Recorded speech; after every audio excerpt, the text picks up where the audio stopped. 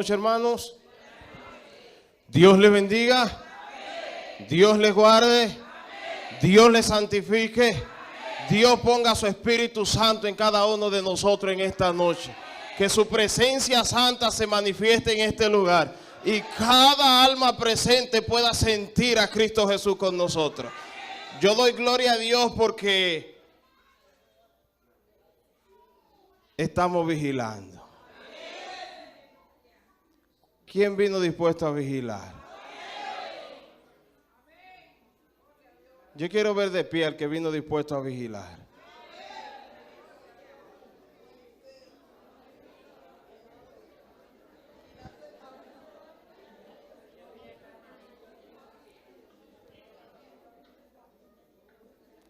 El Señor es maravilloso. Dios es santo. Dios es grande. Y no importa que usted esté batallando, porque Jesús en la cuarta vigilia, Él se manifiesta. Los discípulos batallando, y Él vino caminando, y ellos le vieron. Jesús los mantuvo despiertos para que vean que Él viene caminando. Y hoy estamos despiertos en esta noche para ver que nuestro Señor Jesucristo vendrá a nuestras vidas. Yo no sé si usted vino, no sé con qué pensar usted vino esta noche aquí. Pero dígale al que está al lado suyo, yo vine a pasar tiempo con Jesús. Padre bueno y Dios de amor, Dios de misericordia, Dios de gracia y de justicia, Dios de salvación y de vida eterna. Tú eres un Dios de paz. Tú eres un Dios que provee. Tú eres un Dios que hace donde nadie hace. Tú eres un Dios todopoderoso. En ti creemos, en ti esperamos, en ti confiamos y estamos seguros que tú estás pronto a volver. Por eso esta noche venimos a tu casa, Señor, a pasar tiempo contigo. Queremos que nuestro estadía en esta noche aquí sea una noche de santificación. Que nuestra vida salga diferente de este lugar. Que seamos transformados. Que tú obres en nosotros un reavivamiento espiritual y una reforma. Que nosotros al llegar a nuestros hogares lleguemos gozosos. Y que los que quedaron allí puedan ver a Cristo en nosotros. Oh Rey eterno. Abrimos tus palabras una vez más en esta noche. Vacíame, Señor, de mí. Llena tu siervo con tu Espíritu Santo. Una vez más te digo que lo hagas como lo hiciste con el profeta. Manda a tu ángel, Señor, con un carbón encendido tomado de tu altar. Y te suplico, te imploro, te ruego, Señor, que lo pase por mis labios. Lo pase por mi mente y corazón. Y pueda yo ser purificado. Limpia a tu siervo de toda impureza humana. Y úsame con poder. Que no sean mis palabras, sino las palabras que tú sabes que tu iglesia necesita escuchar. Bendice esta congregación.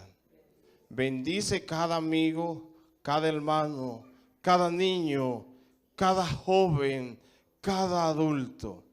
Y pon en nosotros un corazón de quietud para escuchar tu palabra. Glorifícate una vez más en esta noche. Bendice a nuestro hermano Kelvin Soto y su familia. Bendícelo, Señor. Sigue bendiciendo su vida. Sigue bendiciendo sus ministerios. Sigue bendiciendo sus niños, Señor. Sigue bendiciendo a su esposa. Y que a través de las alabanzas y de tu palabra en él, muchos te conozcan. En el nombre de Jesús. Amén. Amén. Gloria a Dios.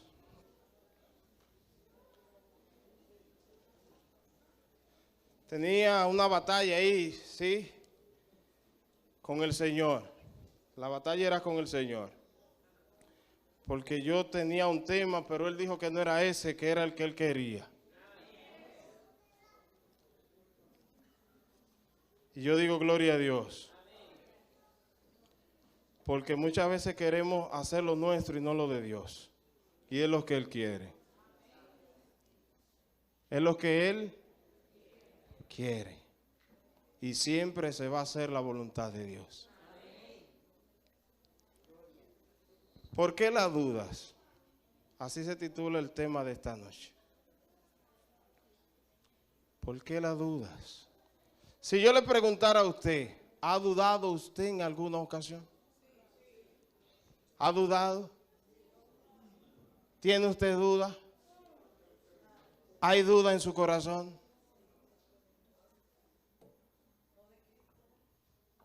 Gloria al Señor. Gloria al Señor.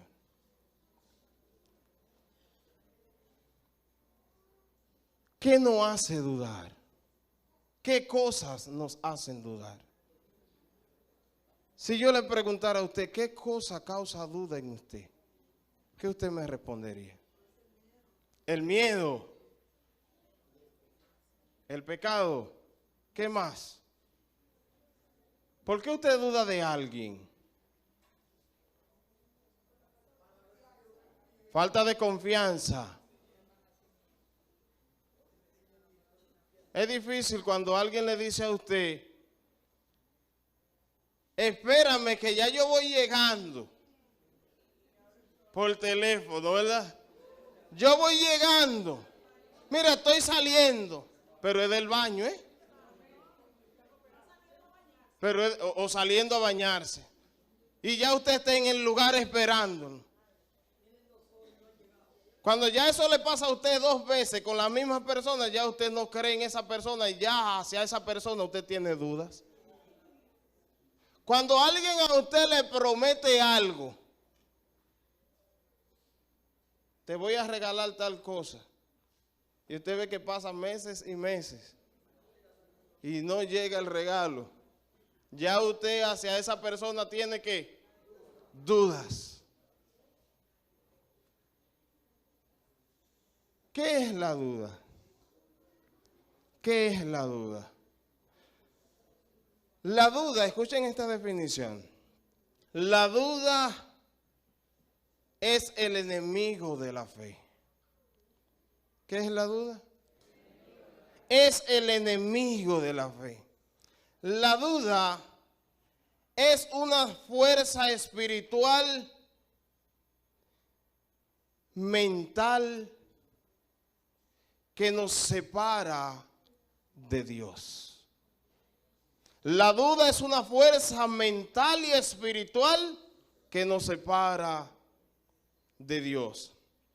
La duda es un fracaso personal y espiritual.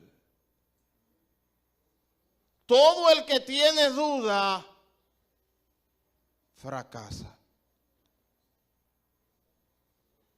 Yo quiero montar un negocito, pero ¿y si me va mal? Ya fracasó. Si me va mal, ya ahí mismo su negocio no va a avanzar, porque lo primero que puso fue la duda. En la Escritura nosotros encontramos varios personajes, hombres de Dios, hombres fieles, hombres en los cuales nosotros vemos que hicieron grandes cosas, pero en un momento le embargó la duda. En el capítulo 7 del libro de Lucas, a las alturas del verso 18, encontramos las siguientes palabras. Nos dice la Escritura, los discípulos de Juan le dieron las nuevas de todas las cosas y llamó Juan a 2 de sus discípulos y lo envió a Jesús para preguntarle: ¿eres tú el que había de venir o esperamos a otros? ¿Quién era Juan? ¿Quién era este personaje? ¿Quién era este hombre? Nos dice la Escritura que Juan era hijo de Zacarías. ¿De quién? ¿Y cómo se llamaba su mamá? ¿Cómo se llamaba? Elizabeth. Elizabeth. Juan nació de forma milagrosa. ¿Recuerdan ustedes el relato? Elizabeth no daba hijo, pero le visitó el Señor y le dijo que ella iba a tener un hijo. A Zacarías se lo dijo. Y Zacarías no creyó. ¿Y recuerdan ustedes qué le pasó? Se quedó mudo. ¿Se quedó cómo? Gloria al Señor. En Lucas capítulo 1, Lucas capítulo 1, encontramos esta historia. En Lucas vemos que Zacarías pasa todo el embarazo de su esposa sin poder hablar. Pero cuando nace el niño, cuando nace el bebé, allí entonces los familiares y amigos les decían a esta señora: mira, ponle el nombre de su papá. ¿Cómo se llama el papá? Pero ella dijo: no. Él no se va a llamar Zacarías. ¿Cómo? ¿Y cómo se va a llamar? Él se va a llamar Juan. Juan. Pero en tu casa no hay nadie, en tu familia no hay nadie que se llame Juan. ¿Cómo se va a llamar Juan? Sí, él se va a llamar Juan. Pues vamos a ver qué opina tu esposo. Vamos a ver qué opina Zacarías. Y dijeron: vamos a llevarle una tablilla con un creyón, un bolígrafo, una pluma, un lapicero, para que él escriba cómo se va a llamar. Y cuando le llevan el asunto, ¿qué usted cree que escribió Zacarías? Escribió Juan, y allí le volvió la voz. Pero Zacarías, cuando le vuelve la voz, entonces él dice lo siguiente. Lucas capítulo 1, 67 dice: y Zacarías su padre fue lleno del Espíritu Santo y profetizó diciendo: bendito el Señor, Dios de Israel, que ha visitado y redimido a su pueblo y nos levantó un poderoso Salvador en la casa de su siervo David. Y él dice más: nos levantó como habló por boca de sus santos profetas que fueron desde el principio. Isaías 9, del 1 al 7. Isaías, sí, ahí me ayuda un poquito más. Isaías 9, del 1 al 7. Dice: mas no habrá siempre oscuridad para los que están, ¿dónde? Ahora en angustia, tal como la aflicción que le vino en el tiempo que livianamente tocaron la primera vez la tierra de Zabulón y la tierra de Neftalí, pues al fin llenará de gloria el camino del mar de aquel lado del Jordán en Galilea de los gentiles. El pueblo que andaba en tiniebla vio gran luz, los que moraban en tiniebla, en tierra de sombra de muerte, luz resplandeció sobre ellos. Multiplicaste la gente y aumentaste la alegría. Se alegrarán delante de ti como se alegran, como se gozan.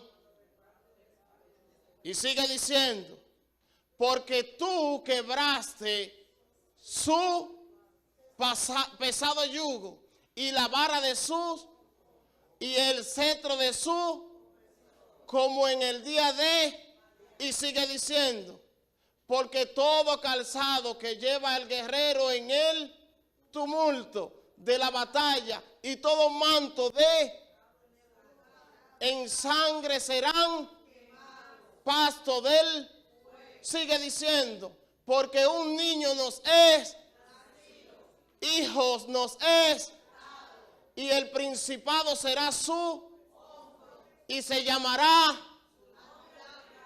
Consejero, Dios fuerte, Padre eterno, Príncipe de paz. Zacarías está haciendo una profetización concerniente a un niño que no es nacido. Cualquiera que hubiese escuchado a Zacarías hablar pensaría que él estuviese hablando de Juan. Pero Zacarías no está hablando de Juan. Zacarías está diciendo que un Salvador que es el Salvador de nuestros enemigos y de la mano de todos los que nos aborrecieron, para hacer misericordia con nosotros y acordarse de su santo pacto, del juramento que hizo Abraham, nuestro padre, que nos había de conceder, que librados de nuestros enemigos, sin temor, le enviaremos en santidad y en justicia delante de él todos nuestros días. Este Zacarías está hablando de nuestro Salvador, Cristo Jesús. Amén. Quien sería llamado Consejero, Dios fuerte, Príncipe de paz y Padre eterno.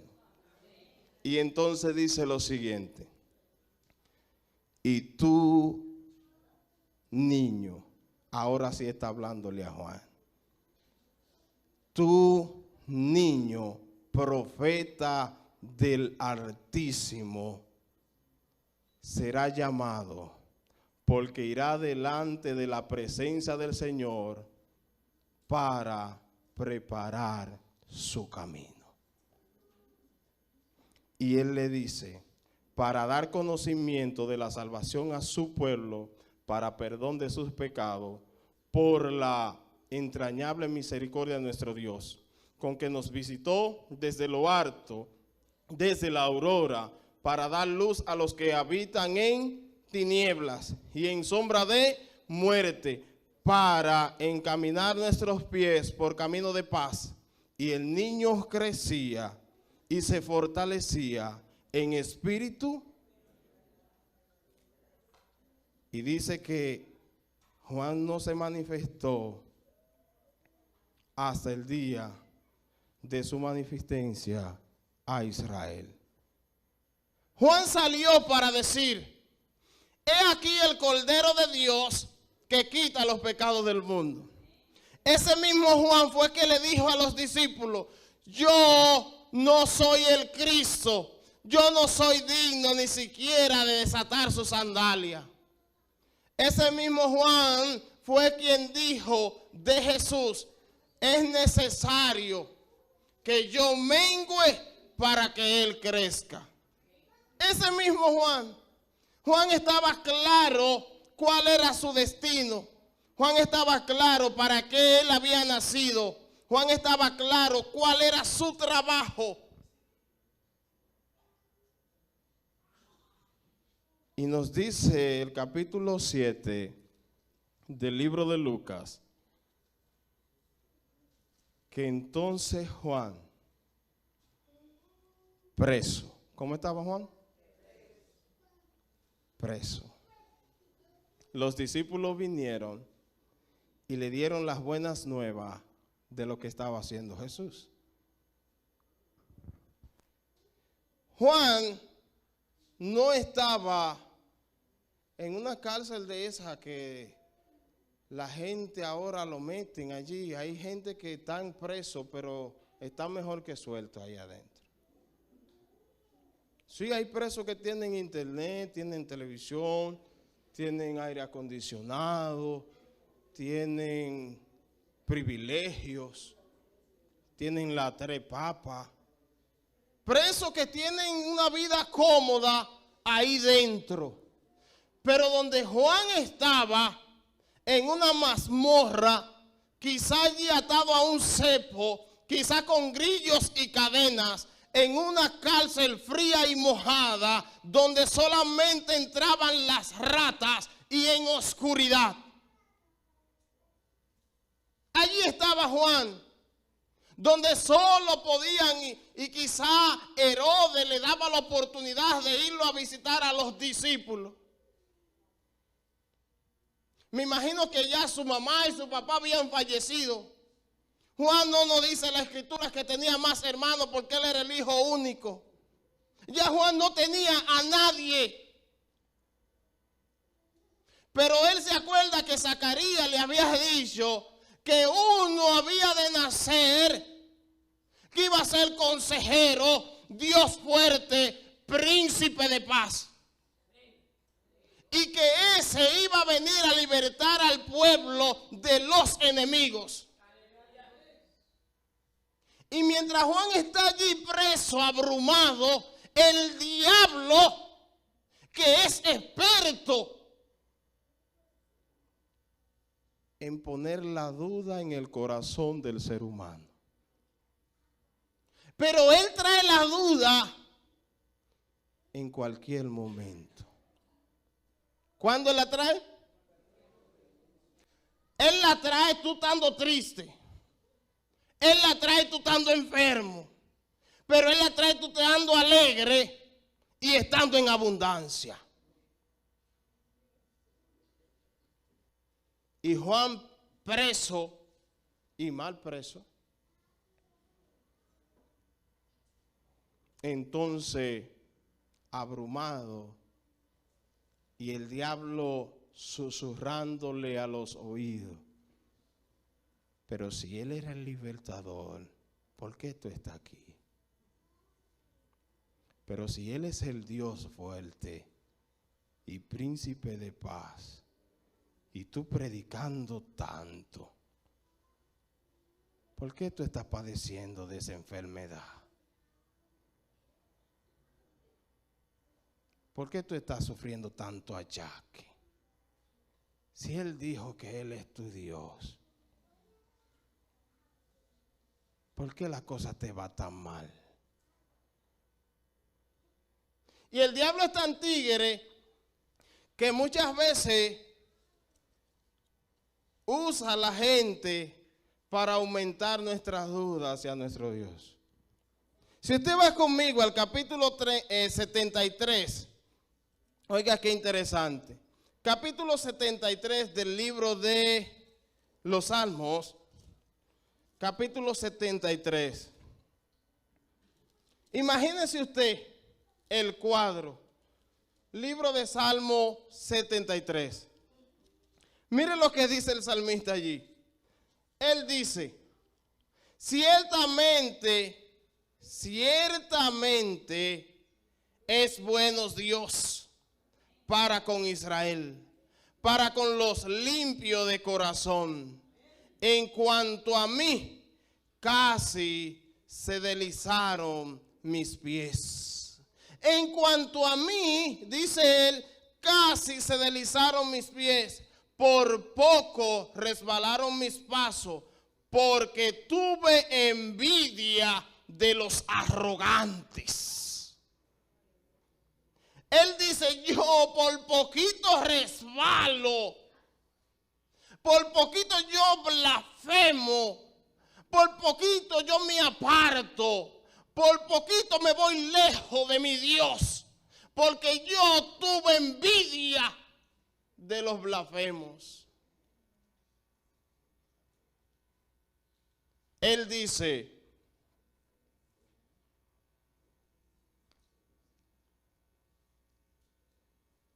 Porque tuve envidia de los arrogantes, viendo la prosperidad de los impíos. El diablo te susurra al Hijo de Dios en los oídos. Pero si tú eres hijo de Dios, ¿por qué tú pones tantos negocios y ninguno te funciona? Pero si tú eres hijo de Dios, ¿por qué tú inicias tantos negocios y en todo te va mal? Pero si tú eres hijo de Dios, ¿por qué tú no te levantas de esa cama? Pero ¿por qué si tú eres hijo de Dios, por qué te diagnosticaron dicha enfermedad? Y entonces el salmista dice, por poquito yo resbalo, por poquito mis dudas me llevan a alejarme de mi Dios. Y él dice, porque los impíos no tienen congojas. Oye lo que dice él, no tienen congoja por su muerte, pues su vigor está entero. ¿Cómo está el vigor, dice él? Entero. No pasan trabajo como los otros mortales, ni son azotados como los demás hombres.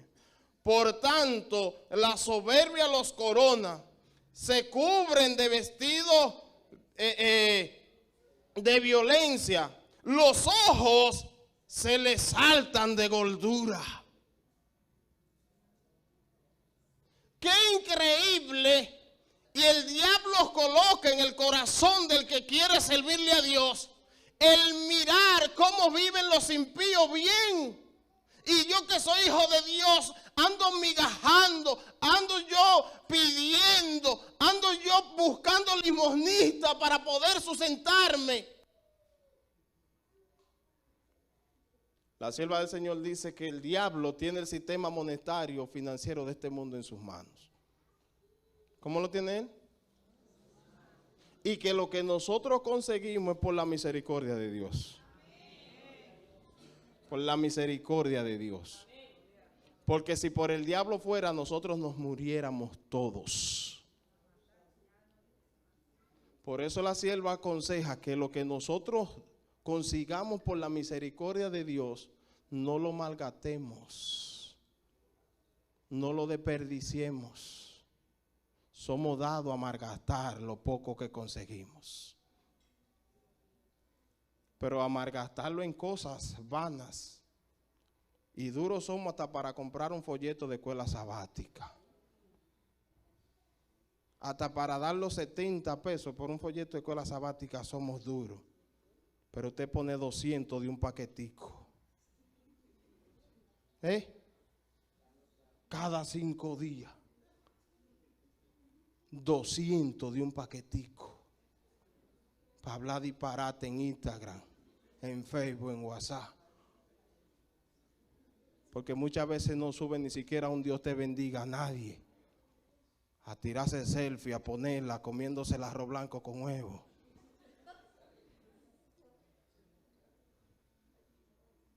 Y malgastamos lo poco que Jehová nos da. Debemos aprovechar lo mínimo que conseguimos. Y si en algo lo gastamos, que sea para la obra de nuestro Dios. En la Biblia encontramos diversos personajes que dudaron, pero Dios los confortó. Vemos a un rey llamado Ezequías, capítulo 20 de Segunda de Reyes. Ustedes conocen la historia. El rey Ezequías se enferma. Dios le dice al profeta Isaías, ves donde el rey y dile que arregle su casa porque de cierto morirás. El rey Ezequías recibe la visita del profeta y el profeta le da el mensaje y el rey Ezequías inmediatamente se va en llanto, en grito, en dolor, se va allí a una pared a recordarle, Señor, yo hice, mira, yo cambié, yo hice una reforma en el pueblo, yo hice esto y esto. Lloró tanto que Isaí va saliendo y le dice el Señor, mira, devuélvete. Devuélvete otra vez. Y dile que yo le voy a dar 15 años más.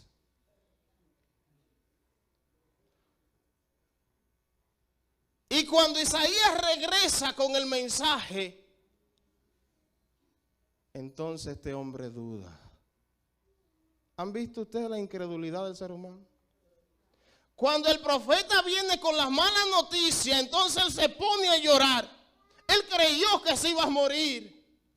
Pero cuando el profeta viene con la buena noticia, entonces él duda del poder de Dios. No, ¿cómo yo sé que él me va a dar esos 15 años más? ¿Cómo yo lo sé? Bueno, tú quieres que la grada, la luz, la sombra aumente 15 grados o que baje 15. No, pero que aumente, eso es fácil. Que descienda, que está imposible el asunto. Que el tiempo se devuelva. Pero en su incredulidad Dios se manifestó. Nosotros vemos otro caso. Primera de Reyes, capítulo 19, versos 1 en adelante. Nosotros nos encontramos allí con un profeta, hombre de Dios, llamado Elías. Elías era un hombre que decía, Señor, si yo soy tu siervo, a que descienda fuego del cielo y consuma esos 50 con su capitán. ¿Y qué pasaba? Pero Elías, un día, mire si este era un hombre de Dios, le dijo al rey acá, habían 3 años que no llovía, le dijo, reúne a los profetas eso de Baal y vamos a hacer un holocausto cada uno. Y el Dios que descienda fuego del cielo es el verdadero Dios. ¿Y ustedes recuerdan la historia? Dice que el rey hizo como él le dijo y allí fueron los profetas de Baal, cortaron el buey, prepararon el altar, hicieron la leña y allí arreglaron todo y empezaron a clamar a su Dios. Desde la mañana hasta la tarde. Y clamando. Dice la escritura que hasta se cortaban y daban voces y dando gritos para que el Dios de ellos descendiera fuego y consumiera el altar. Y Elías en una esquina le decía, clamen más fuerte, quizá está durmiendo. Seguro se fue a dar una siesta. Grítenle un chin más. Y cuando llegó la hora del sacrificio de la tarde, Elías dice, ahora me toca a mí. Quiten eso de ahí. Yo voy a preparar mi altar para Jehová.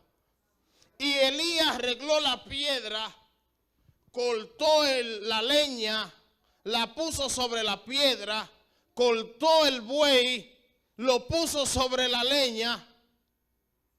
Y entonces mandó a hacer una zanja alrededor del altar. ¿Recuerdan la historia, verdad? Y entonces le dijo, traigan agua, échensela al altar, traigan agua otra vez, échensela al altar, traigan agua otra vez. Dice que las zanjas se llenaron de agua, la leña se mojó, se mojaron las piedras, se mojó el buey picado. Y entonces Elías se postró y le dijo, Jehová de los ejércitos, Dios todopoderoso, manifiéstatele a este pueblo incrédulo y descienda fuego del cielo y consume el altar. Y bajó una lengua de fuego, consumió el buey, consumió la leña, consumió la piedra y lambió el agua que estaba en la zanja. Hay poder en Jehová. Pero cuando acá le dijo a Jezabel lo que había pasado, Jezabel entonces dijo, mire, dígale a Elías que si su cabeza mañana no está como la de uno de esos profetas. Ella se lo dijo así, no me llamo yo Jezabel. Ay, ay, ay, ay, ay, ay, ay. Ahí entonces entró la duda en el corazón de un hombre de Dios. Porque la duda llega a nuestra vida cuando estamos asustados. Cuando estamos asustados se nos olvida que al que le servimos es el Rey de Reyes y Señor de Señores. Y si nosotros somos hijos del Rey de Reyes y Señor de Señores, entonces se nos olvida que nosotros somos príncipes. Y que los príncipes también tienen autoridad. Y el diablo es un perito en crear duda en el corazón del ser humano. Pero él trae las dudas con el único fin de separarnos de Dios. Y nos dice que Elías se fue corriendo y se escondió. Se metió allí en una cueva. Y mientras estaba allí en la cueva,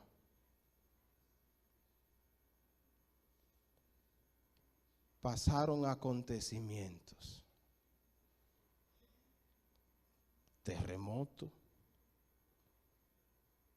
viento recio. Y la Escritura nos dice que en ninguno de esos acontecimientos estaba Jehová. Pero que cuando Elías escuchó un viento suave, pasible, allí estaba Jehová. Porque en el momento más oscuro de tu vida, Jehová viene a apaciguarte. Porque fue Jesús quien nos dijo: mi paz os dejo, mi paz os doy. Yo no la doy como el mundo la da. Pero se nos olvida cuando vamos al médico y el médico dice: usted tiene un cáncer terminal. Ahí la cosa y el cuadro cambia. Y muchas veces se le olvida al ser humano que hay un Dios que sana. Ayer sábado, o antes de ayer, porque ya estamos en el lunes, me llama la hermana directora de Dorcas de nuestra iglesia. Ella se llama Paulina Javier. Quizá ustedes las conocen. Me dice: mi hermano, yo tengo una vecina que hay que visitarla. Esa vecina ya los médicos la desahuciaron. Ya le dieron, la soltaron porque no pueden hacer más nada con ella. Y ella está en su cama, ahí postrada, y tenemos que ir a visitarla. Yo le dije: a las 3 estamos allá. El mes pasado ella me hizo la misma llamada y me dice: hermano, búscate 2 hermanos más para que visitemos un vecino. A él le dio un derrame cerebral y está ahí en su casa. Cuando fuimos donde el vecino, cantamos himno, oramos con él, se le hizo el llamado y él aceptó. Y quedamos de volver el martes, sábado, quedamos de volver el martes y el lunes se murió.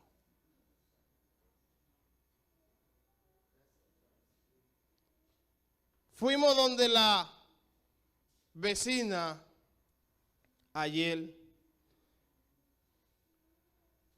y ella acostada en su cama me decía: el médico me diagnosticó con 3 tipos de cáncer. Pero esta mujer es una mujer que se le ve que tiene la fe que tenía el centurión. Y ella me decía: yo sé que Dios puede sanarme. Y entonces decidimos cantarle un himno.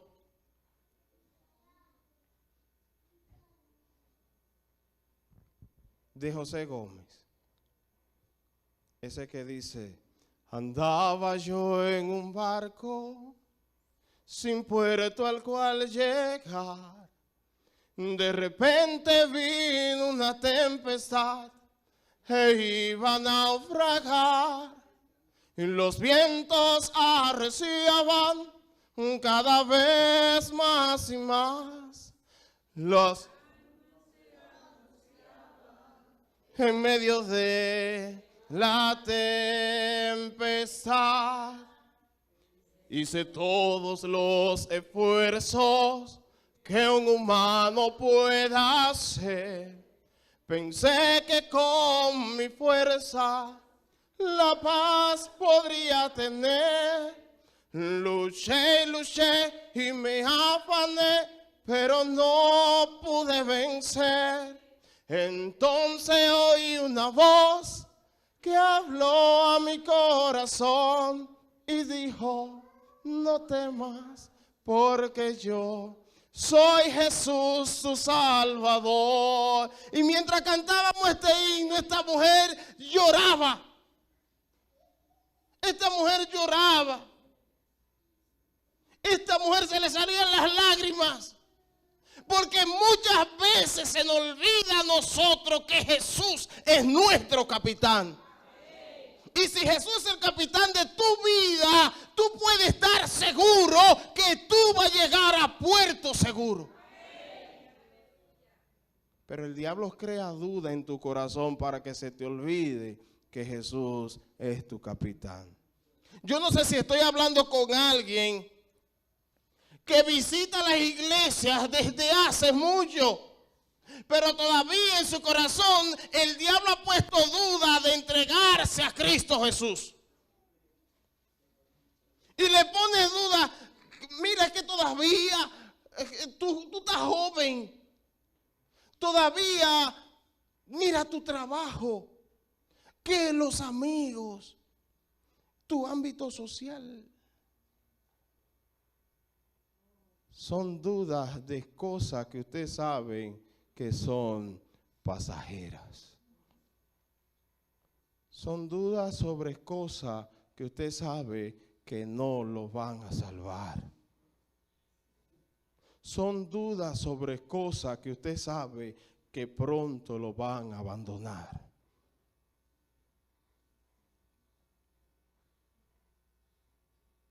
Pero Cristo Jesús estará contigo para siempre.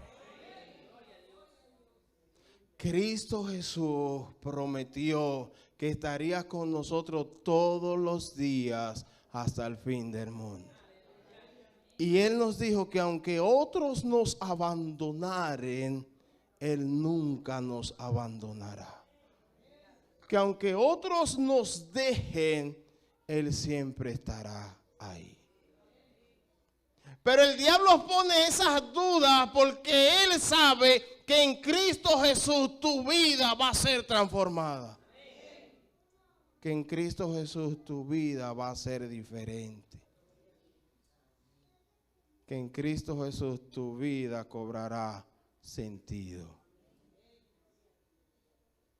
Y qué interesante es que vemos cuántas personas en la Biblia dudaron.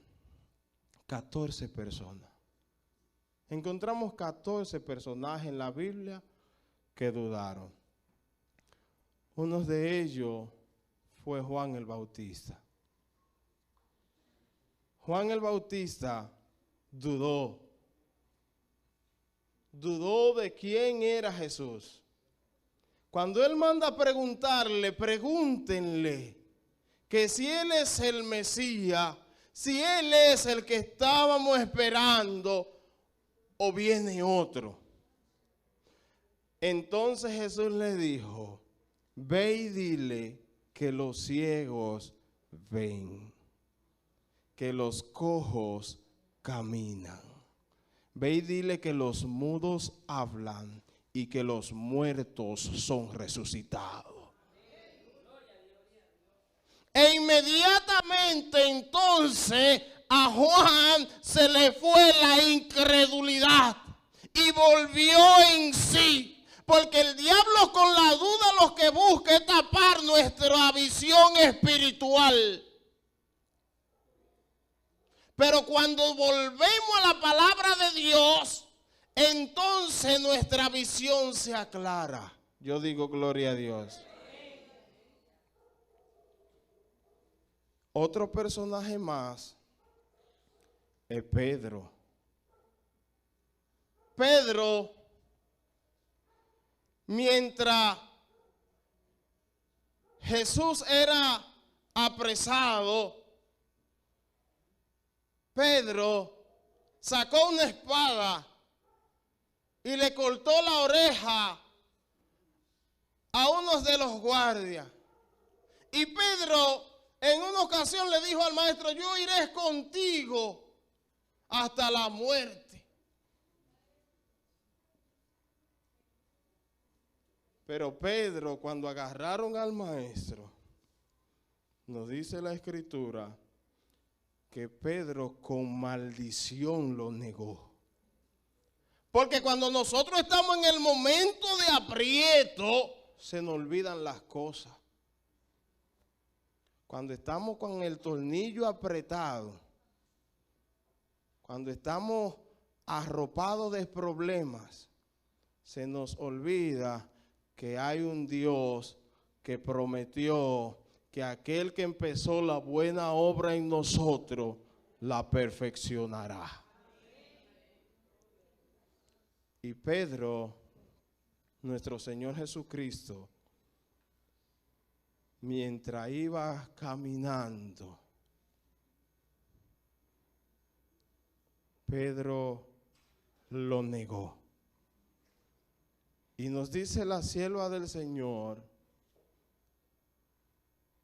que pasaron con el maestro y el maestro miró hacia donde estaba Pedro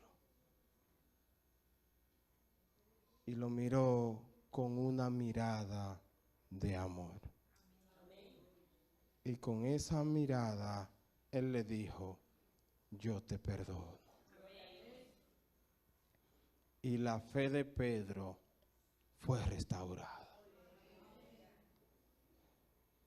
Encontramos a Elías. Elías vimos como este hombre de Dios en un momento de aprieto también dudó. Pero Dios vino y confortó su fe. También vemos a Tomás. Tomás, que pasó 3 años y medio con Jesús. Escuchó todas las veces que Jesús dijo que él debía ser muerto y crucificado y que iba a resucitar. Pero ese Tomás fue que dijo: hasta que yo no meta mi dedo en su llaga, en el costado, y vea su marca en las manos, yo no creo. Y Jesús se apareció 2 veces. En la primera Tomás no estaba, pero en la segunda hizo una segunda aparición solo para darle a entender a Tomás que él resucitó. Y si Cristo resucitó, si Cristo se levantó de los muertos, es para matar tu incredulidad. Y Él quiere que tú y yo entendamos que Él vive. Y que no debe haber en nosotros ni una mínima duda de que Él está pronto a volver a salvar y a buscar lo que se había perdido. Yo quiero orar con aquel que esté dispuesto a dejar que Jesús quite sus dudas. ¿Hay alguien así? ¿Está dispuesto a dejarse transformar por Dios?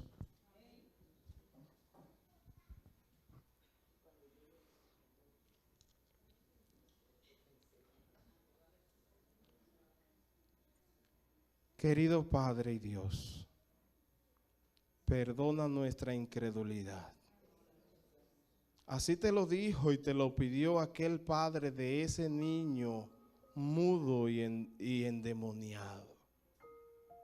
Ese padre trajo ese niño a los discípulos y no pudieron sacar el demonio. Batallaron y no pudieron, pero tú llegaste. Tú llegaste y le dijiste, ¿dónde está el muchacho? Y ese padre vino con su muchacho y te dijo, maestro,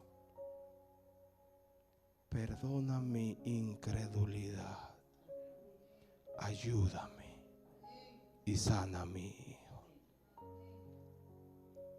Aquí hay personas, oh Dios, que hemos pasado por momentos de dudas. Quizás se han ido hijos de la iglesia y los padres les llegan las dudas. Quizás hay esposos que no son del redil y a las esposas les llega la duda. Quizás hay esposas que no son del redil y a los esposos les llega la duda. Quizás aquí hay hogares divididos, Señor, y a estas parejas les llegan las dudas. Quizás estoy hablando para padres que tienen hijos malcriados, irrespetuosos, y a su corazón le llega la duda. Quizás estoy hablando para algunas personas que le han diagnosticado una enfermedad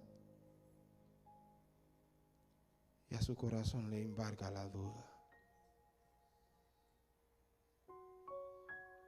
Padre, perdona nuestra incredulidad y ayúdanos a confiar en ti. Ayúdanos a depender de ti, Señor, en todos momentos. Y que se cumplan las palabras del apóstol Pablo en nosotros. Que estemos gozosos en todo tiempo. Tú dices en tu palabra que tu poder se perfecciona en medio de la debilidad. Señor, somos débiles. Por eso queremos que tu poder se manifieste en nosotros. Para que tú nos hagas fuerte. Ayúdanos, Dios, en este mundo a resistir al diablo. Para resistirlo necesitamos ser revestidos de toda tu armadura. Señor, necesitamos tu Espíritu Santo. Descienda tu Espíritu Santo sobre esta tu iglesia. Y que salgamos de aquí transformados. Gracias, Señor, porque tú nos escuchas. Úsanos con poder para que otros te conozcan, Señor. Bendice nuestros hogares. Bendice nuestra familia. Y aumenta nuestra fe. Aleja al diablo de nosotros para que guardemos tus mandamientos. Y ayúdanos a sentir el gozo de tu salvación. Perdona nuestras culpas, Dios. Límpianos con hisopo, Señor. Y haznos blancos como la nieve. En el nombre de Jesús.